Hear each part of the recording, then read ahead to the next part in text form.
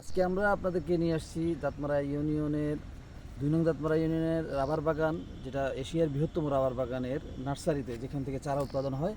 আমরা এই মুহূর্তে নার্সারিতে আছি। তো এই নার্সারির এখানে লক্ষ লক্ষ চারা আছে। আমরা যদি আপনাদেরকে প্রসেসিংটা দেখাই, প্রথমেই এই জার্মিনেশন বেড, যে জার্মিনেশন বেডটা এখানে দেখা যাচ্ছে, এই চাল দেওয়া চারা থেকে এখানে চারা বীজ উৎপাদন করা হয়। বীজগুলো রোপণ করার পরে চারা যখন গজায়, তা কিছুদিন পরেই ওখান থেকে এই বেডে, এইখানে যেই পলিথিন দেখা যাচ্ছে, এই পলিথিনে এখানে রোপণ করা হয়।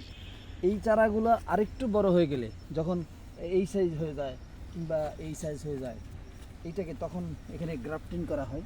গ্রাফটিং করে এই চারা, এই মুহূর্তে এটাকে সিল্ডিং চারা বলা হয়। আর যখন গ্রাফটিং করা হয় তখন কষের বা লেটেক্সের গুণাবলী বাড়ে, তখন এই চারাটা রোপণ করা হয় বাগানে। আমরা যদি আপনাদেরকে বড় চারা দেখাই, এটা বড় চারা, কয়েক বছর হলো এগুলো বয়স।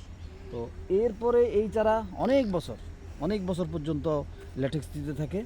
আমরা যদি বলি সাদা স্বর্ণ, এশিয়ার বৃহত্তম রাবার বাগানের যেই আনকমন বিষয়, সেটা হচ্ছে এখানে সাদা স্বর্ণ, অর্থাৎ যেটা গাছের রস, এই কষ থেকেই প্রচুর কষ ফ্যাক্টরিতে এই প্রসেসিংয়ের মাধ্যমে ওই সিড তৈরি করা হয়। সেই সিড থেকে আবার রাবারের বিভিন্ন গাড়ির চাকার যেই টায়ার, তারপর জুতা, বিভিন্ন রাবারের বিভিন্ন পণ্য তৈরি হয় এবং বিদেশেও রপ্তানি হচ্ছে।